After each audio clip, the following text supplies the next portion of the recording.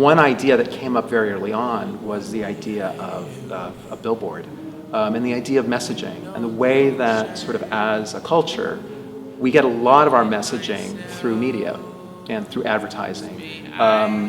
Basically, our phones are sort of how we see, the world and how we kind of interpret ideas, cultural ideas. And the idea of the title of the play, and the idea of even just the word colored, which can mean so many different things.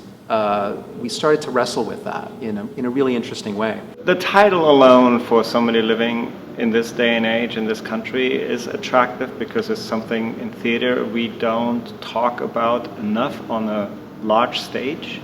My work is usually a layer of information that sits next to or on top of physical scenery and gels with lighting and scenery and costumes, so I can't do anything in isolation, so it always has to be a conversation. In this particular case, we really wanted the audience to focus on the language and give the audience just enough information so they know where they are and what the idea behind the location is and where people are going and where they're coming from.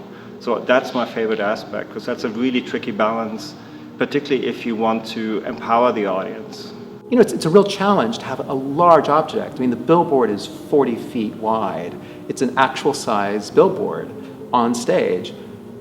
And to see that and to have the word colored on it is not something that's ephemeral. It doesn't go away. But that's the whole idea, is I think a number of people asked early on, well, should we just project that? Should that just be a word that can come and go? And I said, I think they were really looking for variety. And my response to that is, the challenge is how you deal with the word colored for the entire evening, because it doesn't go away.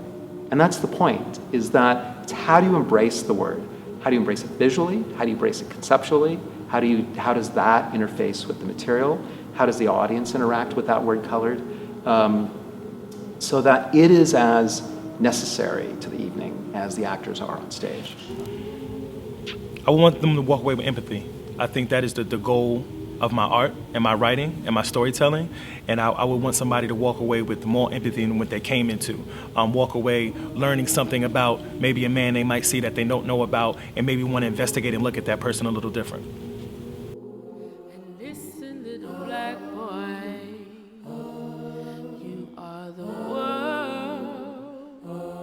Listen, little black boy.